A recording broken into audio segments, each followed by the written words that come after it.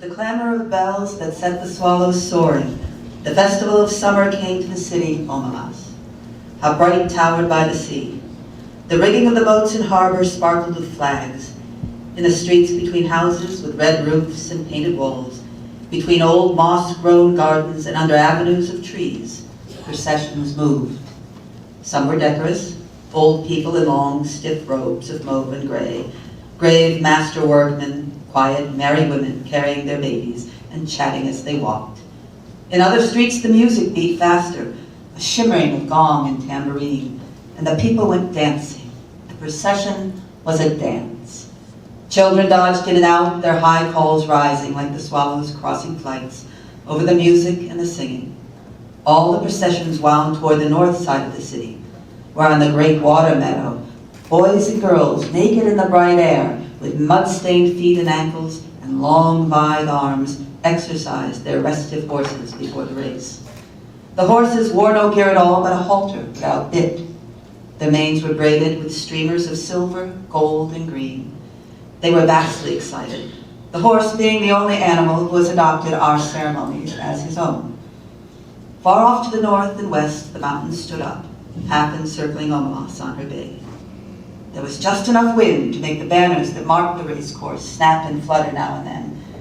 In the silence of the broad green meadows, one could hear the music winding through the city, farther and nearer and ever approaching, a cheerful, faint sweetness of the air that from time to time trembled and gathered together and broke out into the great, joyous clanging of the bells. Joyous. How is one to tell about joy? How describe the citizens of Omelas? They were not simple folk, though they were happy. Given a description such as this, one tends to make certain assumptions. Given a description such as this, one tends to look next for the king, mounted on a splendid stallion and surrounded by his noble knights, or perhaps in a golden litter borne by great muscled slaves. But there was no king. They did not use swords or keep slaves. They were not barbarians. I do not know the rules and laws of that society, but I suspect that they were singularly few. As they did without monarchy and slavery, so they also got on without the stock exchange, the advertisement, the secret police, and the bomb. Yet I repeat, these were not simple folk, not dulcet shepherds, noble savages, bland utopians. They were not less complex than us. The trouble is that we have a bad habit, encouraged by pedants and sophisticates, of considering happiness as something rather stupid. Only pain is intellectual, only evil interesting. This is the treason of the artist, a refusal to admit the banality of evil and the terrible boredom of pain. But to praise despair is to condemn delight, to embrace violence is to lose hold of everything else. We have almost lost hold. We can no longer describe a happy man, nor make any celebration of joy. How can I tell you about the people of Omelas? They were not naive, happy children, though their children were, in fact, happy. I wish I could describe it better. I wish I could convince you. Omelas sounds in my words like a city in a fairy tale, long ago, far away. Perhaps it would be best if you imagined it as your own fancy bids, assuming it will rise to the occasion, for certainly I cannot suit you all.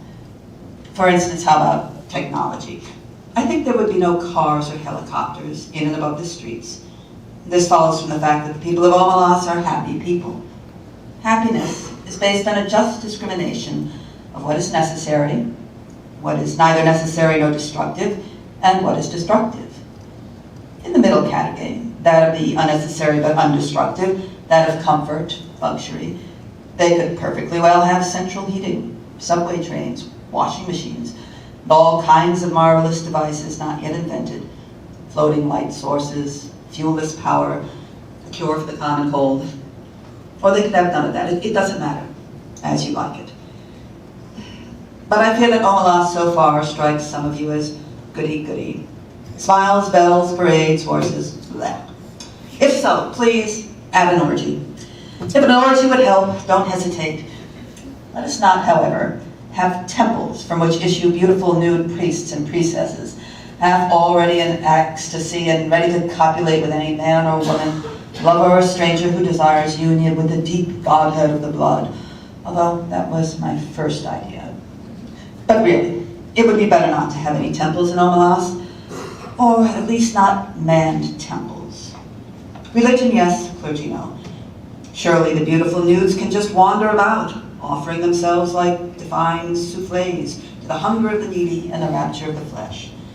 Let them join the processions. Let tambourines be struck above the copulations, and the glory of desire be proclaimed upon the gongs.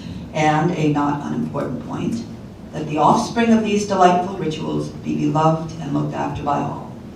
One thing I know there is none of in Omelas is guilt. But what else should there be? I thought at first there were no drugs, but that is puritanical. For those who like it, the faint, insistent sweetness of druze may perfume the ways of the city. Druze, which brings a great lightness and brilliance to the mind and limbs. And then after some hours, a dreamy languor and wonderful visions at last of the very arcana and inmost secrets of the universe, as well as exciting the pleasures of sex beyond all belief. And it is not habit-forming. For the more modest taste, I think there ought to be beer. What else? What else belongs in the joyous city? The sense of victory, surely, the celebration of courage. But as we did without clergy, let us do without soldiers. The joy built upon successful slaughter is not the right kind of joy. It will not do. It is fearful and it is trivial. A boundless and generous contentment, a magnanimous triumph felt not against some outer enemy, but in communion with the finest and fairest in the souls of all men everywhere, and the splendor of the world's summer. This is what swells the hearts of the people of Omelas, and the victory they celebrate is that of life. I really don't think many of them need to take druze.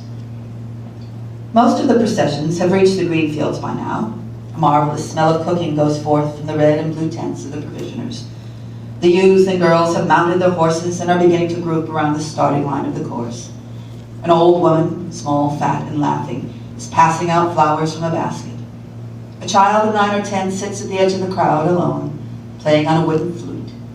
People pause to listen and they smile, but they do not speak to him, for he never ceases playing and never sees them, his dark eyes wholly wrapped in the sweet and magic of the tune. He finishes and slowly lowers his hands, holding the wooden flute. As if that little private silence were a signal, all at once a trumpet sounds from the pavilion near the starting line, imperious, melancholy, piercing.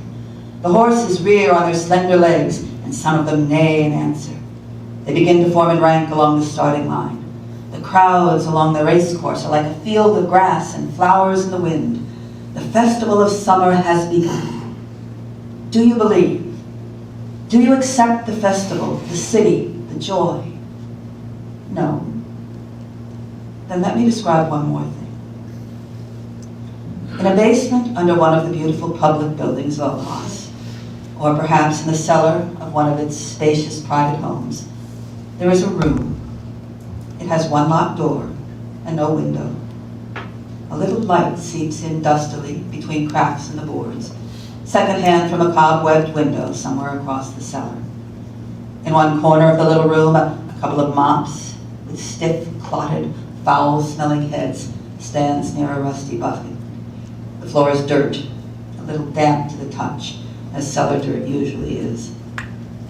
The room is about 3 paces long and 2 wide, a mere broom closet or a disused tool room. In the room, a child is sitting.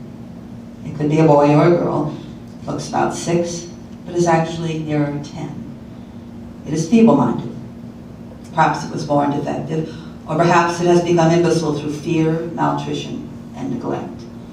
It picks its nose and occasionally fumbles vaguely with its toes or genitals, as it sits haunched in the corner farthest from the bucket and the 2 mops. It is afraid of the mops. It finds them horrible. It shuts its eyes, but it knows the mops are still standing there, and the door is locked and nobody will come. The door is always locked, and nobody ever comes, except that sometimes the child has no understanding of time or interval. Sometimes the door rattles terribly and opens, and a person or several people are there. One of them may come and kick the child to make it stand up. The others never come close, but peer in at it with frightened, disgusted eyes. The food bowl and the water jug are hastily filled. The door is locked. The eyes disappear. The people at the door never say anything. But the child, who has not always lived in the tool room and can remember sunlight and its mother's voice, sometimes speak. "I will be good," it says. "Please let me out, I will be good." They never answer. The child used to scream for help at night and cry a good deal, but now it only makes a kind of whining, and it speaks less and less often. It is so thin there are no calves to its legs. Its belly protrudes. It lives on a half bowl of cornmeal and grease a day. It is naked. Its buttocks and thighs are a mass of festered sores as it sits in its own excrement continually. They all know that it is there, the people of Omelas. Some of them have come to see it. Others are content merely to know it is there. They all know that it has to be there. Some of them understand why, and some do not. But they all understand that their happiness, the beauty of their city, the tenderness of their friendships, the health of their children, the wisdom of their scholars, all depends wholly on this child's abominable misery. This is usually explained to children when they are between 8 and 12, whenever they seem capable of understanding. And most of those who come to see the child are young people, who often enough an adult comes, or comes back, to see the child. No matter how well the matter has been explained to them, the young spectators are always shocked and sickened at the sight. They feel anger, outrage, impotence, despite all the explanations. They would like to do something for the child, but there's nothing they can do. If the child were brought up into the sunlight, out of that vile place, if it were cleaned and comforted, that would be a good thing, indeed. But if it were done, in that day and hour, all the prosperity and beauty and delight of Omelas would wither and be destroyed. Those are the terms. To exchange all the goodness and grace of every life in Omelas for that single small improvement. To throw away the happiness of thousands, the chance of the happiness of one. That would be to let guilt into the walls indeed. The terms are strict and absolute. There may not even be a kind word spoken to the child. Often the young people go home in tears when they have seen the child and faced this terrible paradox. They may brood over it for weeks or years, but as time goes on, they begin to realize that even if the child could be released, it would not get much good out of its freedom. A little vague pleasure of warmth and food, no doubt, but little more. It is too degraded and imbecile to know any real joy. It has been afraid too long ever to be free of fear. Its habits are too uncouth for it to respond to humane treatment. Their tears at the bitter injustice dry when they begin to perceive the terrible justice of reality and to accept it. Yet it is their tears and anger, the trying of their generosity and the acceptance of their helplessness, which are perhaps the true source of the splendor of their lives. Theirs is no vapid, irresponsible happiness. They know that they, like the child, are not free. They know compassion. It is the existence of the child and their knowledge of its existence that makes possible the nobility of their architecture, the poignancy of their music, the profundity of their science. It is because of the child that they are so gentle with children. They know that if the wretched one were not there sniveling in the dark, the other one, the flute player, could make no joyful music as the young riders line up in their beauty for the race in the sunlight of the first morning of summer. Now do you believe in them? Are they not more credible? But there is one more thing to tell, and this is quite incredible. At times, one of the adolescent girls or boys who go to see the child does not go home to weep or rage, does not in fact go home at all.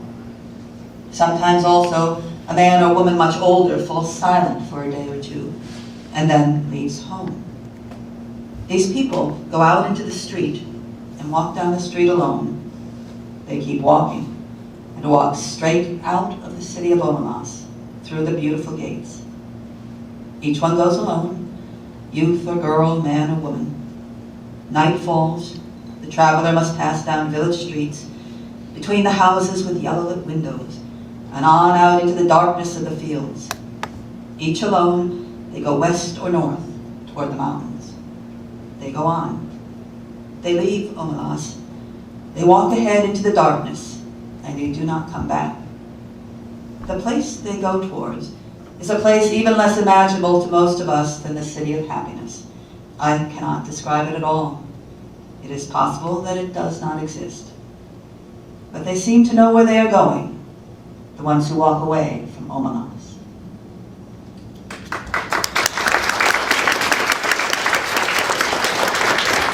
This is the title of the story.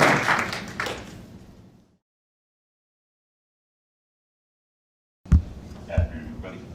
This is going to be the second time I have performed Jabberwocky in public. The first was when I was at a meeting in downtown Washington, D.C. with a fairly high-level government bureaucrat who was being bamboozled by some of his subordinates. And at one point called a halt to the presentation and said, "Can you go back to the Fermius slide?" And they looked at him and they didn't know what that was. So I piped up, "The Fuming and Furious one, slide 9. And from that, the senior bureaucrat looked at me and said, "Okay, exactly. Explain it," and they were just like, "What are you talking about?" And he said, "Well, explain what they mean." And that was the first time I presented Jabberwocky in public. My boss has no idea what I do for my job. All right, here we go. This one is it was written by Robert Scott, and it's called Der Jammerwoch.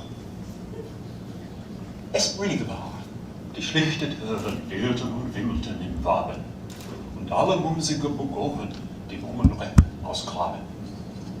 Bewahre doch vor Jammerwoch, die Zähne knirschen, Krallen kratschen, bewahr vor Jub-Jub-Vögel, vor frömiösen Bändesneckchen. Griff sein Borbelschwertchen zu, suchte lang das manchsam Ding, dann stehend unterm Turmbaum, anzudenken fing. Als stand tief in Andacht auf, des Jammerwochens Augenfeuer durch Tulgenwald mit Wiffen kam, ein murmelnd Ungeheuer. 1, 2, 1, 2, und durch sein Borbelschwert zerschnitt Schnack. Dann blieb es tot. Kopf in Hand geläufig zog zurück. Und schlugst du ja dem Jammerwoch? Umarme mich, mein hübsches Kind, freuden Tag, Halleschlag, schottelt frohgesinnt. Es blieb wahr, die schlichte Töpfe wühlten und wimmelten im Waben, und alle mümsige Burggoten, die man retten, ausgraben.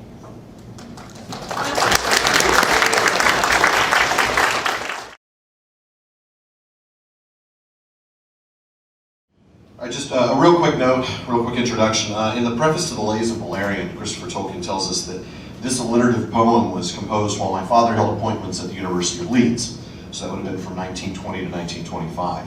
Of course, Tolkien stopped writing this verse and started the Lay of Lathian at that point, and never returned. And though Christopher couldn't find any other reference to it in Tolkien's letters, nor even recall his father speaking of it, he nevertheless said with confidence that this poem, which though extending to more than 2,000 lines, I will not be reading 2,000 lines, is only a fragment in relation to what he once planned, is the most sustained embodiment of his abiding love of the resonance and richness of sound that might be achieved in the ancient English meter. I'm not much of a poetry guy. Shawn will tell you that. When we started doing our Tolkien Reading Day prep for 2017, when the theme was poetry and song and Tolkien's work, I said, can we skip this one? I'm rather like Bilbo thinks himself to be, and that is to say somewhat prosy. But I'll tell you what, as I started reading more of the alliterative verse, I just fell in love with what Christopher Tolkien called the resonance and richness of sound that might be achieved. So that's what drove me to pick this selection. Two more quick notes about the text for those of you who are only familiar with the story of Hurin from either the Silmarillion or the Children of Hurin. The character that you might know as Gwyndor was at this time called Flinding, and then also there's a word that appears here that doesn't appear in the other works, and it's called Glamhoth. One might describe it as the sound in the National Secret last night, but that's not what it is. It actually means the yelling horde or the din horde. It's another word for orcs. So, I'm going to go ahead and read from line 1013 to 1113, and then we'll skip ahead a little bit.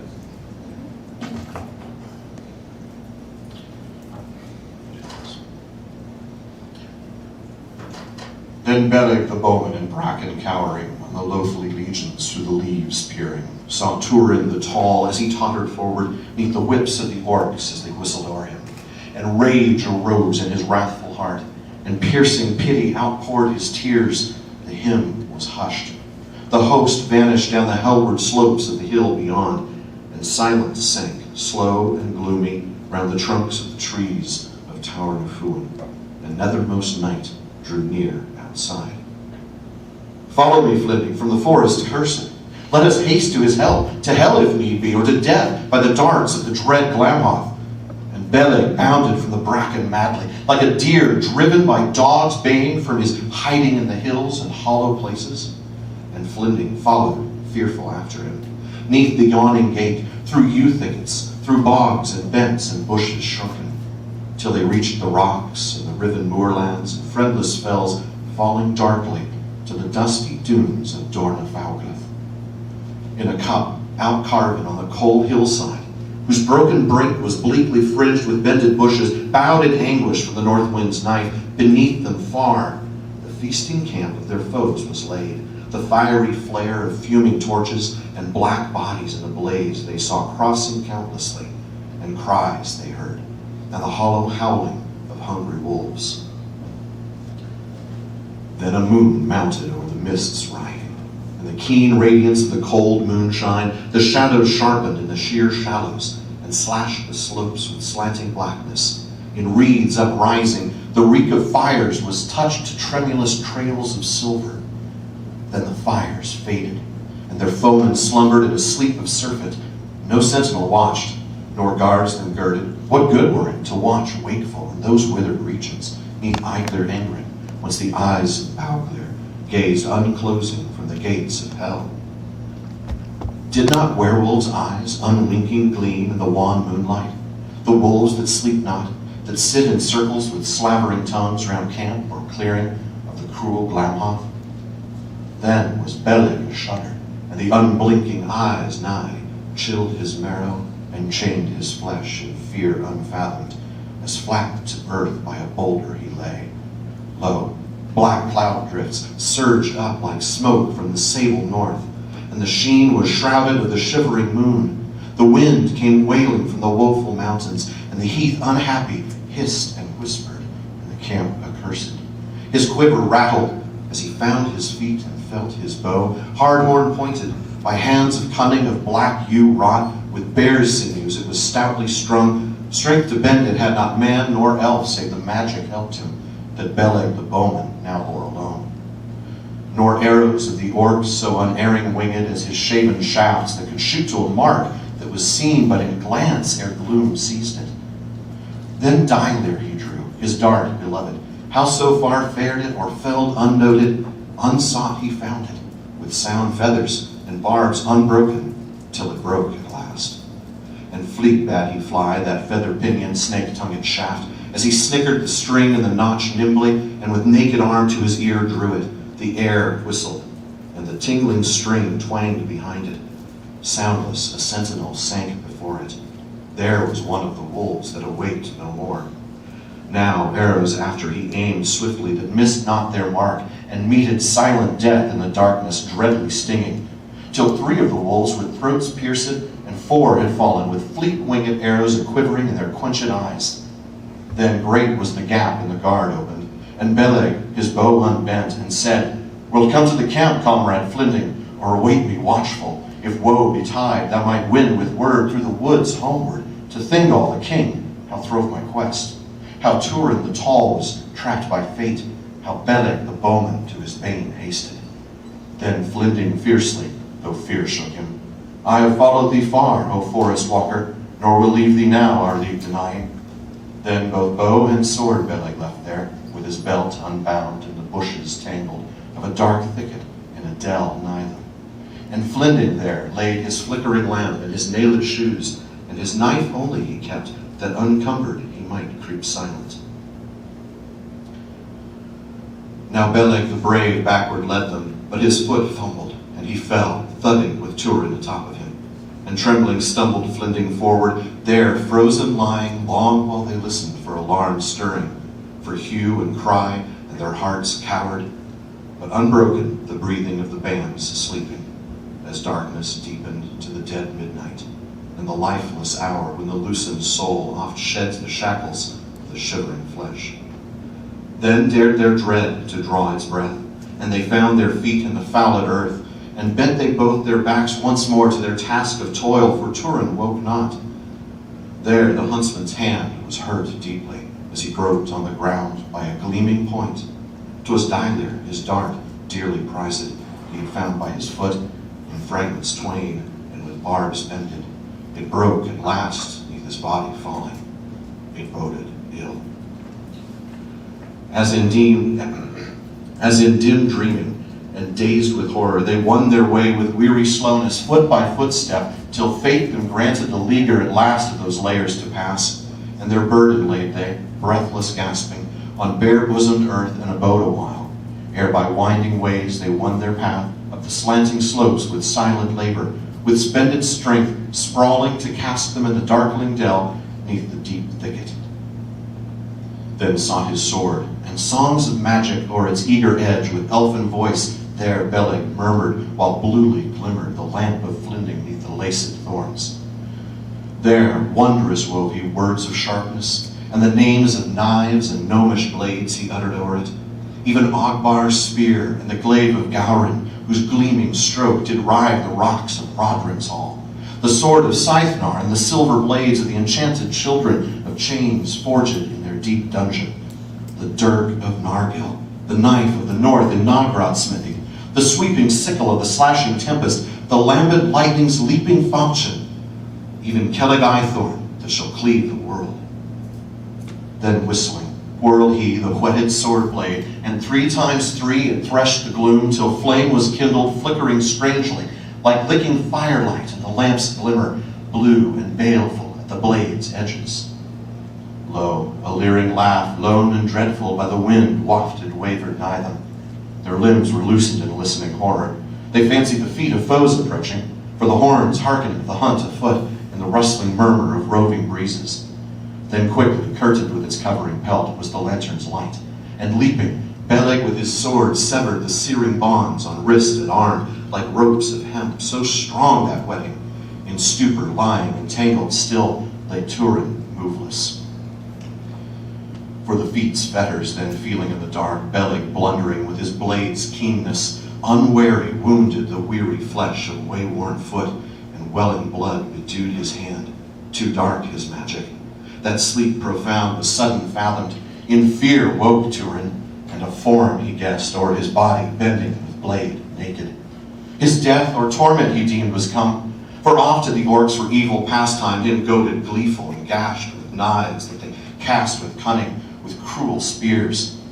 Lo, the bonds were burst that had bound his hands. His cry of battle calling hoarsely, he flung him fiercely on the foe he dreamed, and Beleg, falling breathless earthward, was crushed beneath him.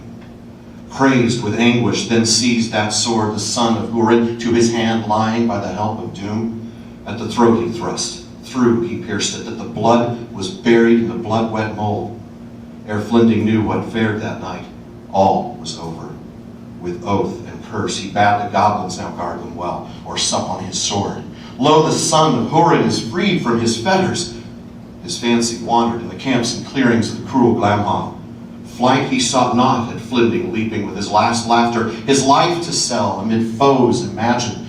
But Fualin's son, there stricken with amaze, starting backward, cried, "Magic of Morgoth! Ha, madness, damned! With friends thou fightest!" Then falling suddenly, the lamp o'erturned and the leaves shrouded, that its light released, illumined pale with its flickering flame, the face of Beleg. Then the boles of the trees, more breathless rooted, stone-faced he stood, staring frozen on that dreadful death. And his deed, knowing wild-eyed, he gazed with waking horror as an endless anguish and image carven. So fearful his face that Flinding crouched and watched him, wondering what webs of doom, dark, remorseless, dreadly meshed him by the might of Morgoth. And he mourned for him, and for Beleg, whose bow should bend no more, his black yew-wood in battle twanging, his life had winged to its long waiting in the halls of the moon, or the hills of the sea.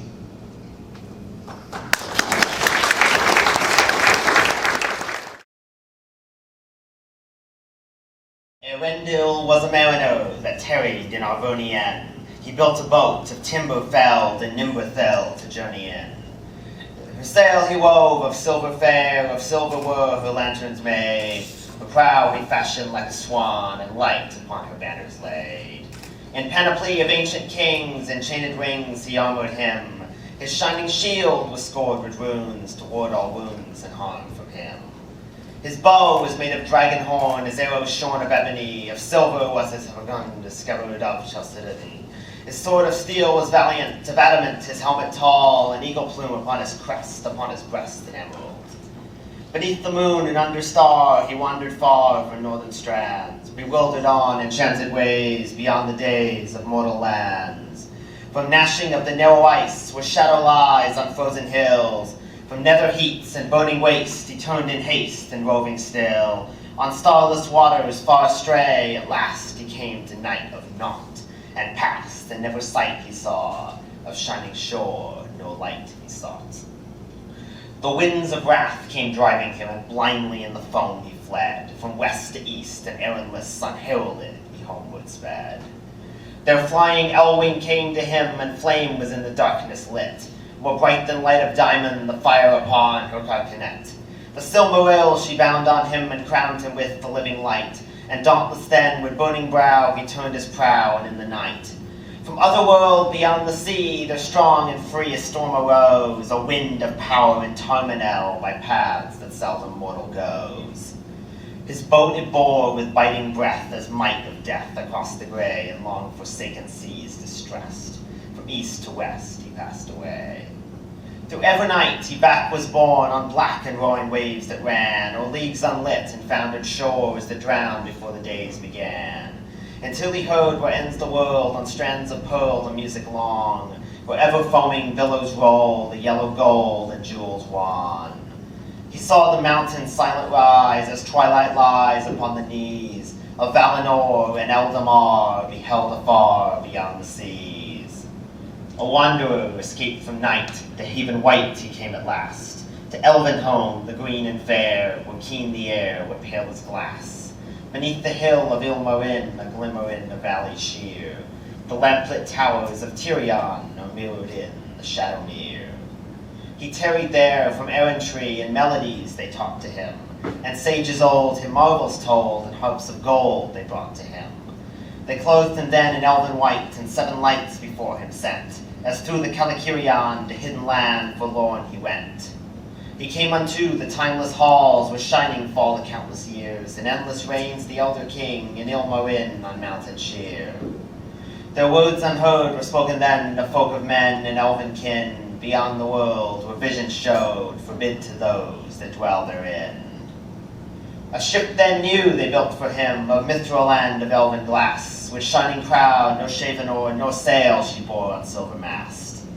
The Silmaril as lantern light, and banner bright with living flame, to gleam thereon by Elbereth herself was set who thither came, and wings immortal made for him, and laid on him undying doom, to sail the shoreless skies, and come behind the sun and light of moon. From Evereven's lofty hills, where softly silver fountains fall, his wings him bore wandering light, beyond the mighty mountain wall. From world's end then he turned away, and yearned again to find afar his home through shadows journeying, and burning as an island star. On high above the mists he came, a distant flame before the sun, a wonder ere the waking dawn, where gray the Norland waters run. And over Middle-earth he passed, and heard at last the weeping sore of women and of elven maids, in elder days and years of yore. But on him mighty doom was laid, till moon should fade an orbit star, to pass and tarry nevermore on hither shores where mortals are. For ever still a herald on, an errand that should never rest, to bear his shining lamp afar, the flammifer of Westerness.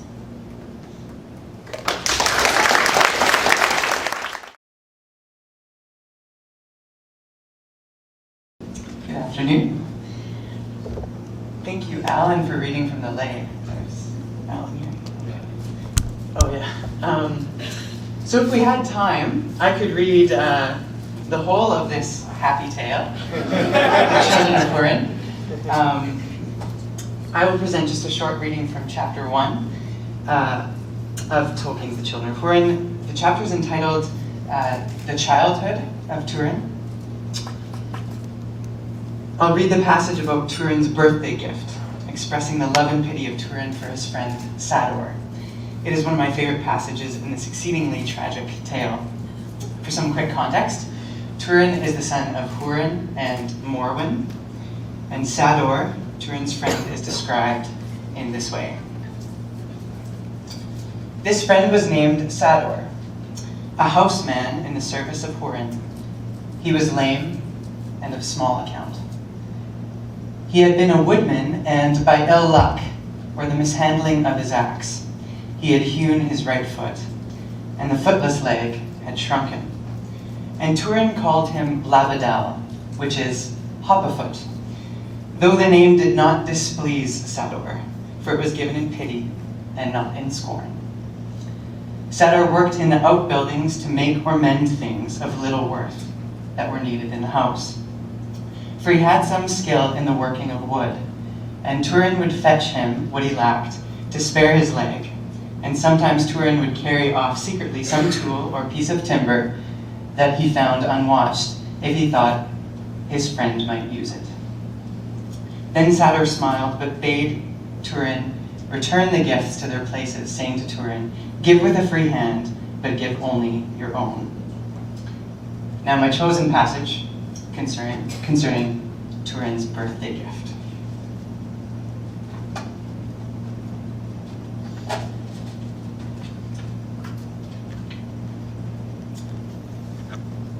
On the morning of Turin's birthday, Hurin gave his son a gift, an elf-wrought knife, and the hilt and the sheath were silver and black.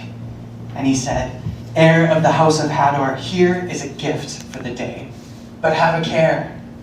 It is a bitter blade, and steel serves only those that can wield it. It will cut your hand as willingly as aught else." And setting Turin on a table, he kissed his son and said, "You overtaught me already, son of Morwen. Soon you will be as high on your own feet. In that day, many may fear your blade." Then Turin ran from the room and went away alone, and in his heart was a warmth like the warmth of the sun upon the cold earth that sets growth astir. He repeated to himself his father's words, "Heir of the house of Hador." But other words came also to his mind. "Give with a free hand, but give of your own." And he went to Sador and cried, "Labadal, it is my birthday, the birthday of the heir of the house of Hador, and I have brought you a gift to mark the day. Here is a knife, just such as you need. It will cut anything that you wish, as fine as a hair." Then Sador was troubled, for he knew well that Turin had himself received the knife that day. But men held it a grievous thing to refuse a free given gift from any hand. He spoke then to him gravely, "You come of a generous kin, Turin, son of Hurin. I have done nothing to equal your gift, and I cannot hope to do better in the days that are left to me. But what I can do, I will." And when Sador drew the knife from the sheath, he said, "This is a gift indeed, a blade of elven steel. Long have I missed the feel of it." Hurin soon marked that Turin did not wear the knife, and he asked him whether his warning had made him fear it. Then Turin answered, "No, but I gave the knife to Sador, the woodwright." "Do you then scorn your father's gift?" said Morwen. And again Turin answered, "No, but I love Sador, and I am sorry for him." Then Hurin said, "All three gifts were your own to give, Turin: love, pity, and the knife the least." "Yet I doubt if Sador deserves them," said Morwen. "He is self-maimed by his own want of skill, and he is slow with his tasks, for he spends much time on trifles unbidden." give him pity nonetheless, said Hurin. An honest hand and a true heart may hew amiss, and the harm may be harder to bear than the work of a foe. But you must wait now for another blade, said Morwen. Thus the gift shall be a true gift, and at your own cost.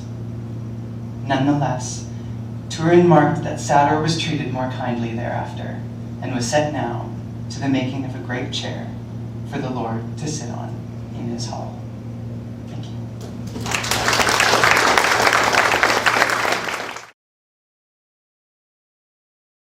This is the point in the presentation where we pass suddenly from a high mimesis and romantic all the way down to irony. So, this, for those who don't know, is a poem from the Red Book of Westmarch, translated by J.R.R. Tolkien, evidently written by Bilbo Baggins, and it is closely related to the Song of Earendil that Bilbo famously sang in Earendil, that Caiden just recited a moment ago. The earlier version is a bit less high, a bit more nonsensical, and a bit more annoying, actually. This is the second time that I've read it in a public forum. The reason I wanted to do it again here today is because the first time I did it, I didn't feel like I was fast enough with it. And so I am going to try and do it faster this time.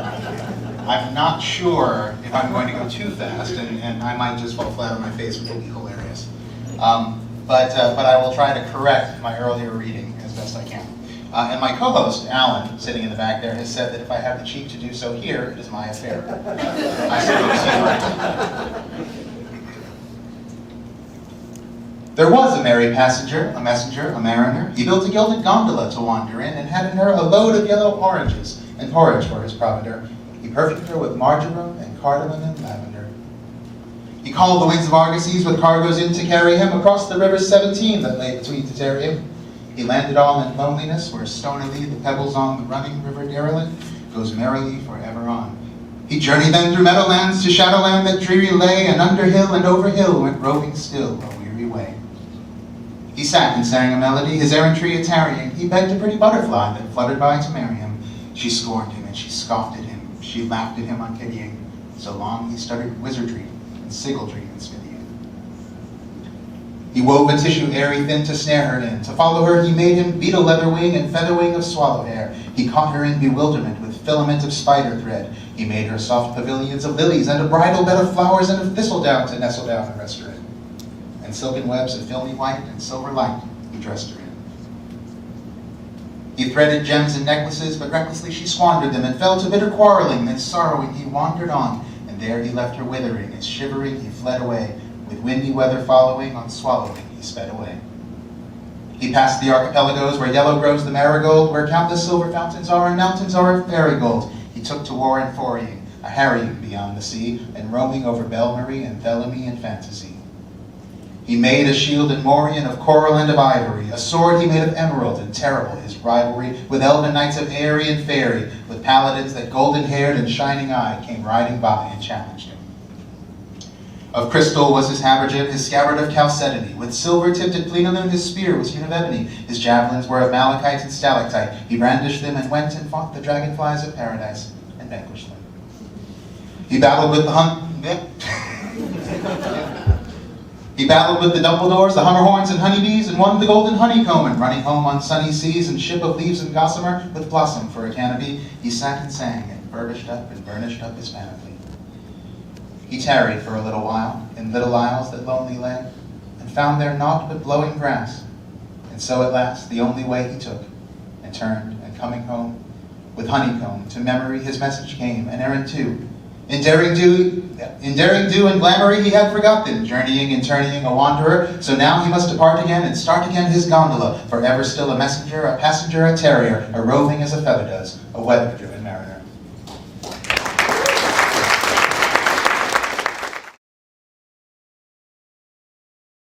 I'm actually going to read two stories simultaneously. Or rather, I'm going to read one set of words that can be heard as two different stories, and you have to decide which story you're going to be hearing. I wrote this text as part of a psychological study to test the biases general readers have against science fiction. So, first I'm going to read the first paragraph of one version. It begins. My robot is standing behind the bar, polishing a wine glass against a white cloth. She raises her chin and blinks at me as I slide onto the furthest stool. My throat feels raw and I have to swallow before forcing a smile and meeting her black eyes. They remind me of my ex-partners. Now, the second version is identical except for one word. It begins, my daughter is standing behind the bar, polishing a wine glass. Every word that follows for the rest of this story is literally identical. But you have to decide which story you're going to listen to. Because if you're going to listen to a story about a robot, every time you hear the word she, you have to picture a machine. It doesn't have any thoughts, doesn't have any feelings, it's just a machine, it looks human. If you decide to listen to the story about the daughter, every time you hear the word she, you imagine a human being who's the daughter of the narrator. Totally up to you which story you hear from this point on. Continuing from paragraph 2, which is identical for both stories. What would you like? Her voice is stiff, like an instrument plucking notes from a page of sheet music, the last one dutifully rising. It's not like I had expected her to recognize me. She blinks again. Do you want something, sir? I mumble, White Russian. She slots the wine glass under the row of polished ones above her head and turns to mix the drink. Her movement is slow, precise. The light on the Kahlua I add too loudly as if delivering the punchline to a hilarious joke. She exhales what could be mistaken for a laugh, but keeps her back turned. I can't help but study the way her neck moves, her shoulders, the joints of her arms, the whole slender skeleton. I helped make all that. Not that I deserve credit. If my legal assistant hadn't traced a paper trail to her last month, I still wouldn't know that she exists. Her hip leans in sync with the tilt of the bottle she's pouring. They put her in one of those ridiculous little bartender outfits. White shirt, black tie, black vest, black slacks, except leggings really, every inch pinching a curve into place. The shirt is tight too. My partner and I parted ways before she officially existed, still sexless, a blank slate awaiting programming. She turns with my drink and centers it soundlessly on a napkin square. Light on the Kahlua, she says. Thank you. I'm mumbling again, but she must detect the tone, can't help smiling. Her fingers retract before I can reach the glass. She laces them in front of her, poised for the next construction, manual labor. That must be all they think she's good for here. She can't know she is capable of anything more either. The name tag in her front pocket reads Ada. I lean forward as if I can't quite make it out the letters. I'm even pointing now, playing up the fake squint. Ada? She nods, repeats the syllables as if scanning them phonetically from the screen. I doubt that's her name. My eyes have drifted back up to her face, and so she has to speak. How was your drink? I forgot it was in my hand, both of my hands. I'm strangling it. The ice cubes clack my teeth as I slurp the top. Perfect, I say. She flashes the same meaningless smile she flashed when she slid me the glass. Exactly the same. She hasn't budged from her stance either, not so far from the bar edge as to suggest aloofness, not so close to imply intimacy. The drink recipes she must have memorized too, thousands probably, though she really did go light on the Kahlua, by which I had meant heavy on the vodka, but maybe that is too subtle an inference. We didn't set out to make the world's greatest bartender. Her arms are draped in front of her, wrists resting in her other hand. She could hold that pose forever, a fixture as permanent as the rows of stools bolted to the floor. So, I say, her eyebrows rise as if she thinks I'm gearing up to say something interesting. I'm not. My fingers keep rotating the glass on the fake wood. What is there to say that she could comprehend? I suck another sip and ask, "You've been working here long?" "As long as I can remember." No smile that time, so the line must not be designed to be funny. I chuckle anyway, and so now she is flashing her white teeth again, the crinkle around her eyes deepening with my volume. Except her pupils aren't centered on mine. They're a few inches off, focused somewhere beyond my shoulder, They have been this whole time. I twist to look at the wall-length window behind me. The black of the sky and the black of the ocean must meet somewhere out there, but it looks all the same to me in the swirl of stars puncturing it. I wonder whether she is looking at one in particular, whether she can imagine a world almost like this one orbiting out there, whether it's even a star to her or just a needle prick of light. Each point is probably no different to her than the flicker of candlelight centering each table. I'm not sure if the candles are even real. It doesn't matter, but I'm sliding from my seat to lean over the closest and see the tiny electric filament blinking randomly inside its wax shell. No, the wax isn't real either, just translucent plastic molded in a drizzle pattern, the same one table after tabletop. They're pretty though. Everything in this bar is perfectly pretty. Shouldn't have come. 141, Ada's voice declares. I turn back round. Sorry? She has moved forward, her stomach pressing against the bar edge, but she's still not looking at me. 141, she repeats. She's looking at my drink, which is in her hand now. She's swirling it. The stars, she says. When she looks up, I nod reflexively. Oh, the stars. My voice is an echo of hers, so no question mark, nothing to suggest confusion, but she must detect it anyway. She says, that's how many you can see right now. The finger of her other hand is pointing at the window behind me. I'm nodding again, sincerely now. The stars, she must count them. Some hardwired impulse, I guess. I begin to rotate back to the window, but stop when she lifts my glass to her face. She squints at the milky gray murk as if searching for something, a specific ice cube or thread of undissolved color. I want to believe that the swirl is no swirl to her, but precise points of black and white, stars so tiny only she could ever see them. You don't like it, she says. No, I say, it's, but I don't know if she means the drink or the view. It's fine. The lip of the glass is only inches from her lips, but I'm still startled when she tilts a sip and weighs it in her mouth for a long, unblinking moment. The ball of her throat bobs as she swallows and frowns. Why did you make me change it? My mouth opens, but I don't speak. She must mean the mix, the proportions, Kahlua vodka cream. The glass is still hovering next to her cheek. I prefer it that way, I say. No, you don't. Without turning, she extends her arm and dumps the drink into the tiny sink at her side. The ice cubes crackle and skid against the wet metal. She gives the glass one precise shake and lowers it soundly to rest upside down. I hadn't even noticed the sink was there. I slide back onto my bar stool, expecting her to mix another White Russian, but she reaches for one of the wine glasses above her head instead. It's true. I should have ordered wine before, and I wonder if she can compute my exact preference too, a dry red, one older than her. But then I notice the white cloth is in her other hand again. She settles the dome of the glass into her palm and begins rotating it again. I watch. That's all I can do. What do you want, she asks.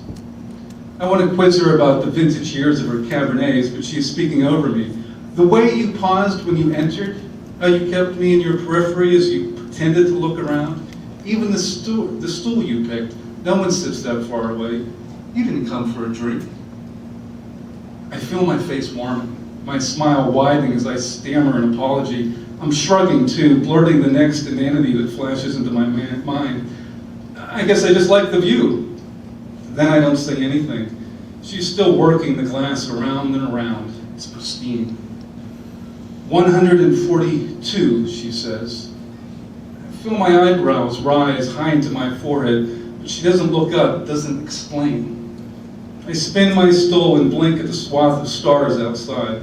They look identical to me, but of course they are changing, increment by increment, all night.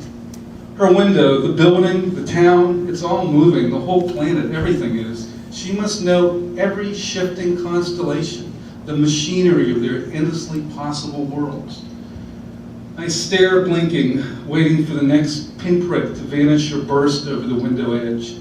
I can't see Ada slot the wine glass back into its row behind me. I just hear the click, like a delicate gear.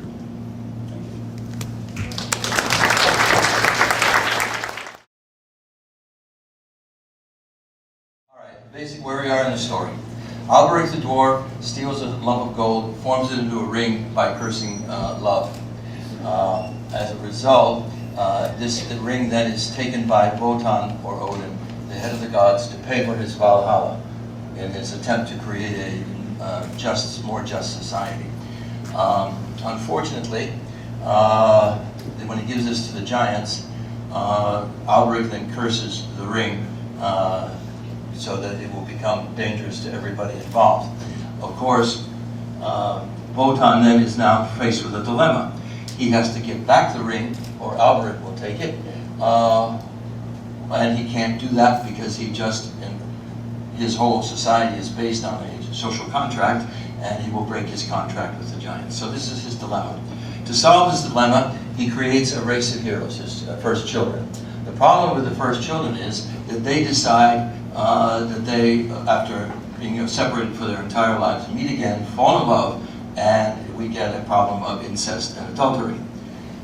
At this point, Wotan's wife Fricka shows up and says, I'm not going to put up with this. You have to destroy the hero who was supposed to get back the ring for Wotan. At which point she gets an oath from Wotan to do this, because she points out that he's just doing this by proxy, so it doesn't really matter at all who is going to end up with the ring at this point if he uses this means. So, at which point Wotan then tells his daughter Brunhilde to side with the hero, to side against the hero, and basically tell him that he has to die. Unfortunately, she meets him and decides that he is so heroic and so devoted in love to his wife that she becomes totally inspired by this and sides with him.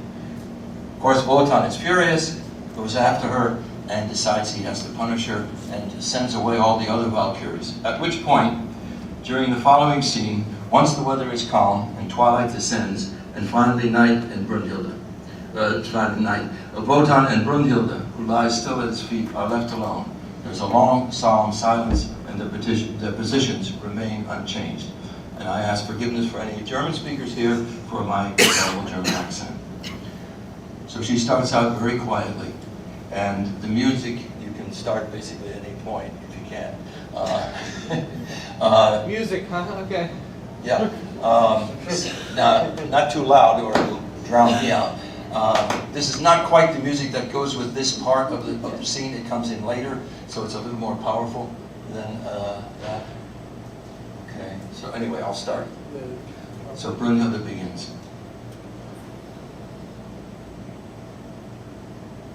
Is it gonna work? We're working on it. There we go. Take it down a little bit. War es so schmählich, was ich verbrach, dass mein Verbrechen so schmählich du bestrafst? War es so niedrig, was ich dir tat, dass du so tief mir Erniedrigung schaffst?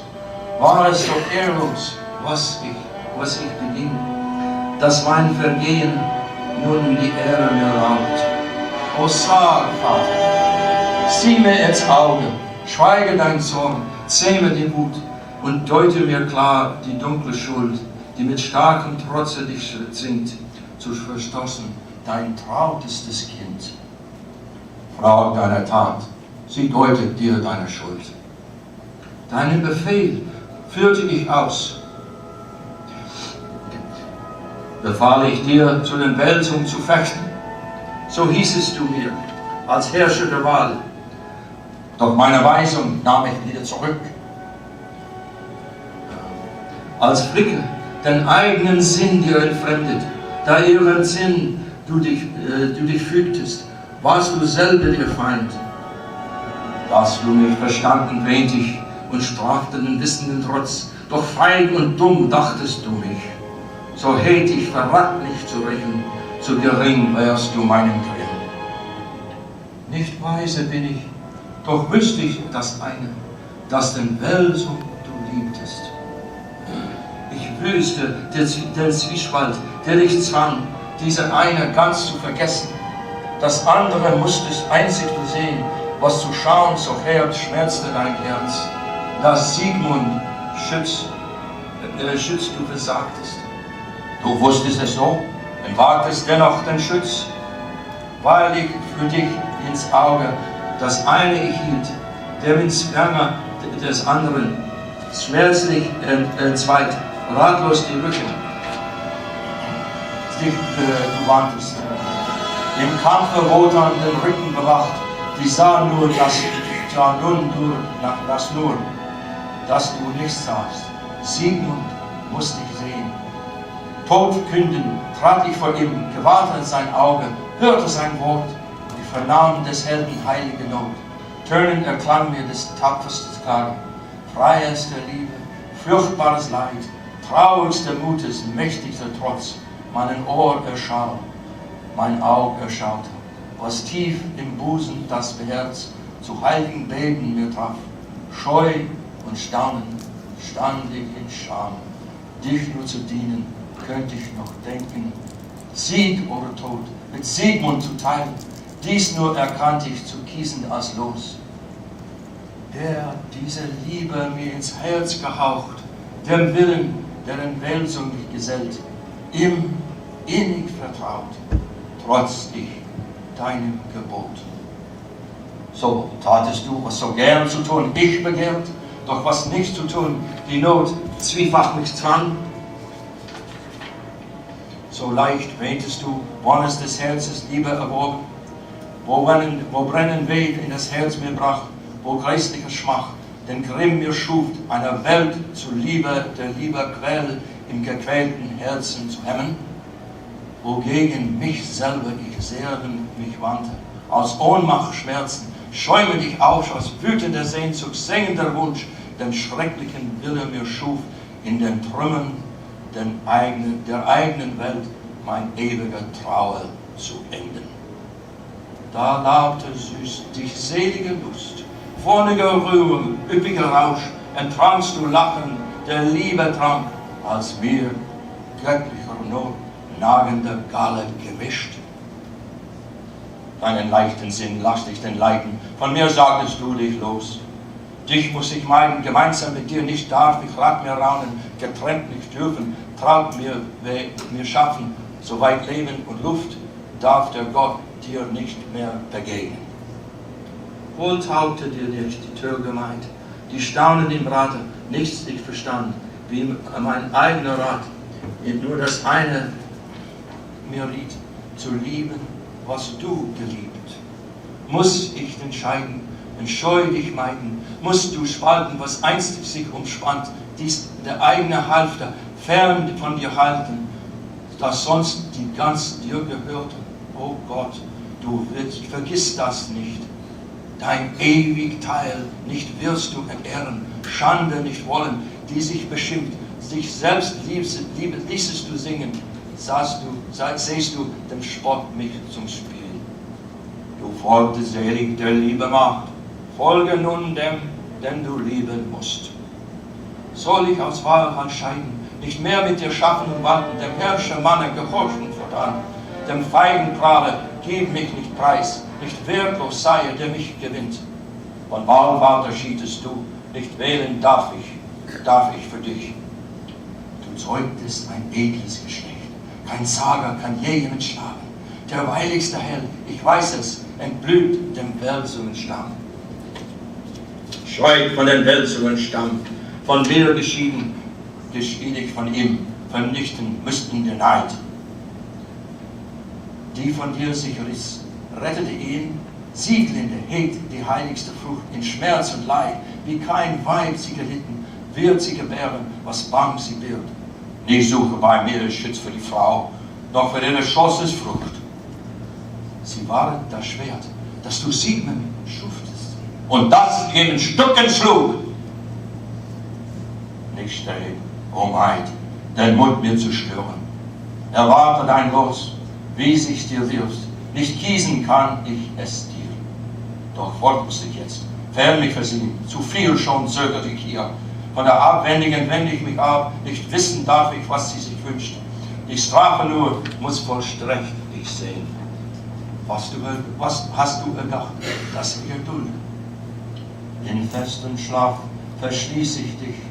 Wer so die Wehrlose weckt, der erwacht, sie zum Weib.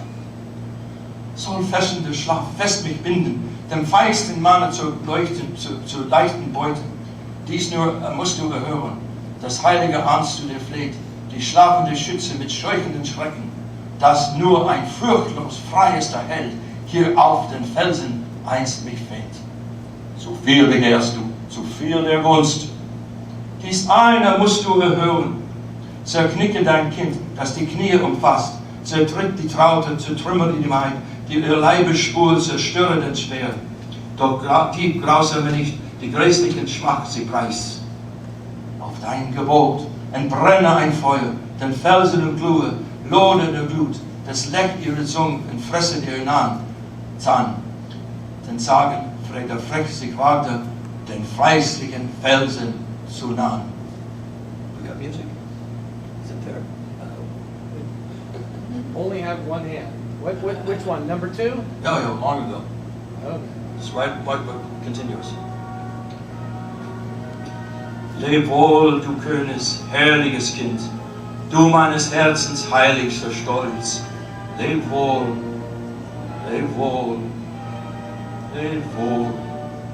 Muss ich dich meiden und darf nicht minnig mein Grüß dich mehr grüßen. Sollst du nun nicht mehr neben mir reiten, noch mit beim Mahl mir reichen. Muss ich verlieren dich, die ich liebe, du lachende Lust meines Auges. Ein bräutliches Feuer soll in man brennen, wie nie einer Braut es gebrannt. Flammende Glut am glühenden Fels, mit zehrenden Schrecken scheuchesten Zagen, der Feige fliehe Brünnhildes Fels, denn einer nur freier die Braut, der freier als ich, der Gott. Perfect time. Not yet. Oh no, we got more. We're not done.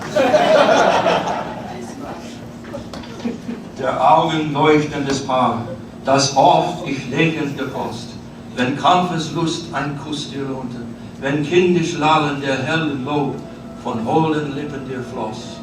Diese Augen strahlendes Paar, das oft in Sturm mir geglänzt, wenn Hoffnung sehnen das Herz besenkte, nach Weltenwolle mein Wunsch verlangte, aus wild webenden Bangen. Zum letzten Mal, letztes mich heut, mit des Leberwohlers letztem Kuss. Im glücklichen Manne glänze sein Stern, dem unseligen Ewigen muss erscheiden sich schließen. Denn so kehrt der Gott sich dir ab, so küsst er die Gottheit von dir. He kisses her on the eye and she sinks back and blows. Then puts her tenderly on a low mossy bank beneath a broad branched tree, fir tree, glances at her, closes her helmet. His eyes rest on her sleeping form, which he now covers completely with her Walküre great shield. Slowly he turns away, before turning around again with sorrowful expression. With solemn resolve, he then strides to the center of the stage and directs the point of his spear towards a large rock. That's actually her last appeal. That's the music for that. It's a little bit. We'll work on coordinating. Yeah. Well, the problem is that I couldn't find, of course, an orchestral only for this entire scene. All I could do was the last bit, so there's some repeats. But anyway, so he strides with solemn resolve to the center of the stage and directs the point of his spear towards a large rock.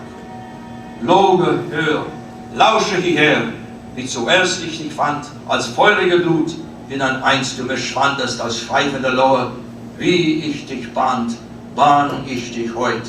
Herauf, wabernde Lohe, umlodere mir feurig den Fels.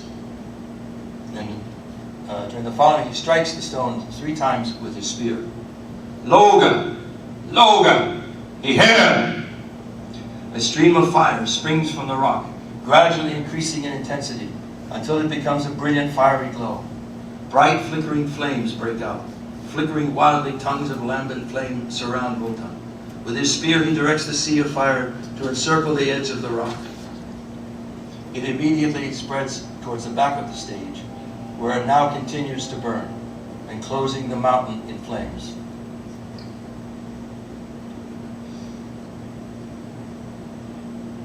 More music. Okay. Yeah.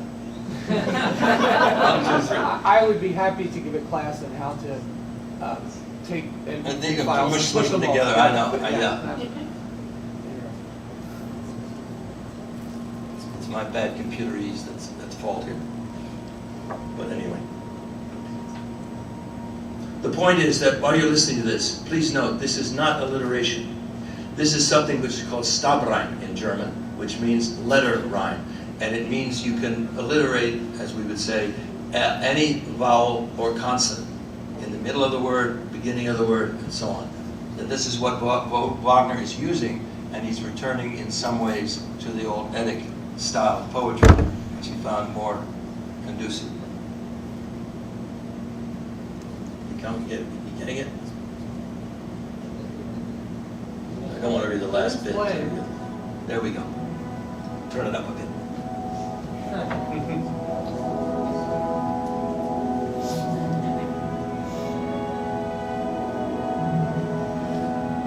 So this is the final conclusion of the opera, basically. And he calls out to the music that will herald Siegfried, the hero, who is the son of this is your Augenleuchten, this power part right here. But anyway, let's finish up here. We have other things to do. So he calls out, wer meine schwere Spitze fürchtet, durchschreite das Feuer nie. He stretches out his spear as though casting a spell. He then gazes sorrowfully back at Brunhilde, turns slowly to leave, and looks back once again before disappearing through the flames. And the curtain falls.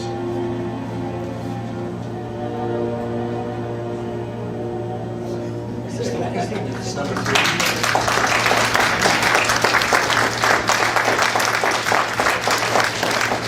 That's just to give you a little taste of,